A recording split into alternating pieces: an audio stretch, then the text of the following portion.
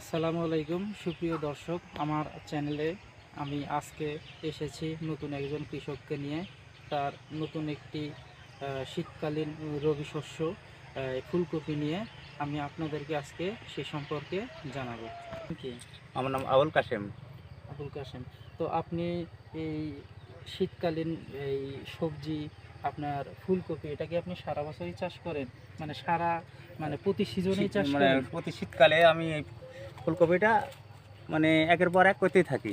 তো দর্শক, আমি আজকে এই এই ভাই আজকে আমাদেরকে জানাবে ফুলকপি চাষাবাদ পদ্ধতি এবং এর ভিন্ন প্রক্রিয়া এই সম্পর্কে আজকে আপনাদেরকে জানাবো। তো ভাই, আপনি এই যে ফুলকপি চাষ শুধু কি এখানেই চাষ করেন, নাকি অন্য আরো কোনো কিছু চাষ করেন, কিংবা এই ফুলকপি আরো আছে?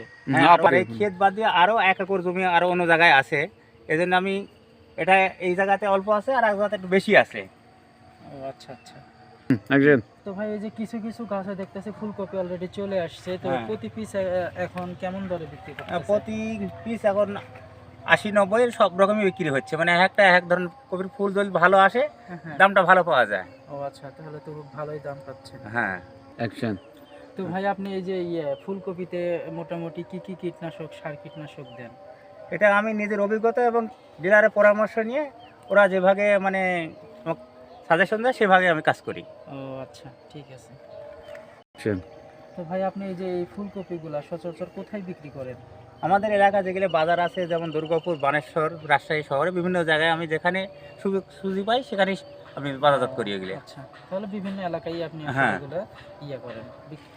তো সুপ্রিয় দর্শক, আমি এসেছিলাম আজকে রাজশাহীর দুর্গাপুরে।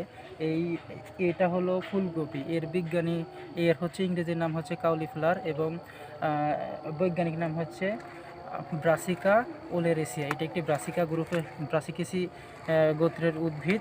এটার অনেক পুষ্টি উপাদানে ভরপুর। এখানে ভিটামিন এ, ভিটামিন বি, এছাড়া মানব স্বাস্থ্যের জন্য প্রয়োজনীয় এমন অনেক উপাদান পাওয়া যায়।